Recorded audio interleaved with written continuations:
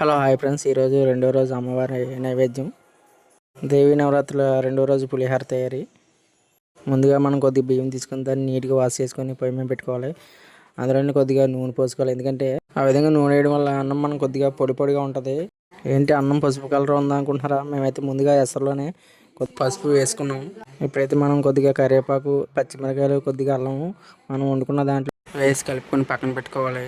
తర్వాత మళ్ళీ పొయ్యి మీద వేరే పెనం పెట్టుకొని అందులోని కొద్దిగా నూనె పోసుకొని 4-5 ఎండుమిరగాయలు, కొద్దిగా పోపులు, కొద్దిగా శనగపలుకులు వేసుకొని బాగా కలుపుకోవాలి. ఏగేంత వరకు కలుపుకొని రుచికి సరిపడా సాల్ట్ కూడా వేసుకోవాలి.